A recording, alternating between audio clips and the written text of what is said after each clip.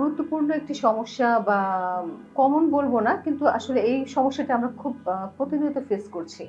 এবং সেটা হচ্ছে রিডিউসড ওভারিয়ান রিজার্ভ অথবা ডিমিনিশড ওভারিয়ান রিজার্ভ। যেখানে হচ্ছে মেয়েদের যে ডিম্বাণু থাকে সেই ডিম্বাণুর সংখ্যা অনেকটাই কম। আসলে আমাদের এই যে ডিম্বাণুর যে সংখ্যাটা আমি বলব এটা কিন্তু হচ্ছে জন্ম থেকেই মেয়েদের জন্য নির্দিষ্ট এবং জন্মের সময় যে সংখ্যাটি থাকে সেটা কিন্তু আর বাড়ে না। বরং বয়সের সাথে, সাথে সময়ের সাথে, সাথে সেটা কিন্তু আস্তে, আস্তে কমতে থাকে এবং একটি নির্দিষ্ট বয়সে গিয়ে দেখা যায় তার পরিমাণ আস্তে, আস্তে কমে যায়। দেখা যায় যে আমি যদি মানে নরমাল চিন্তা করি যে বয়সের সাথে, সাথে এটা কিভাবে কমে যে আমরা বলি যে ৩০ এর পরে গিয়ে কিন্তু এই ওভারিয়ান যে রিজার্ভ বা যেটা বলব ডিমের সংখ্যা সেটা কিন্তু কমতে থাকে এবং ৩৫ এর পরে গিয়ে সেটা আরো কমতে থাকে। ৪০ এর পরে গিয়ে দেখা যায় অনেকটাই কমে যায়। আর এ কারণে আমরা বলে থাকি যে ৩০ এর আগে অবশ্যই বাচ্চা নেওয়া উচিত।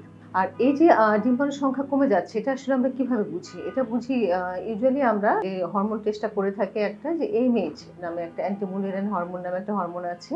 এই হরমোনটা টেস্ট করলেই দেখা যায় যে এর যে নরমাল যে রেঞ্জ আমরা বলি যে আ এক 1.2 বা ১.২ এটা হচ্ছে আমরা একটা নরমাল লোয়ার লিমিট যেটাকে বলি যে সর্বনিম্ন রেট এটা সেই রেটের নিচে গেলে আমরা বলি যে তার রিজার্ভ কম। হ্যাঁ? তার ডিমের সংখ্যা কমে যাচ্ছে এবং যখন সেটা ১ এর নিচে যে নেমে যায় সেটা বলি আরো কম এবং ০.৫ এর নিচে চলে গেলে কিন্তু বলি সেটা একদমই কমে গেছে এবং সেক্ষেত্রে কিন্তু নরমাল ভাবে বাচ্চা আসাটা হতে চায় না।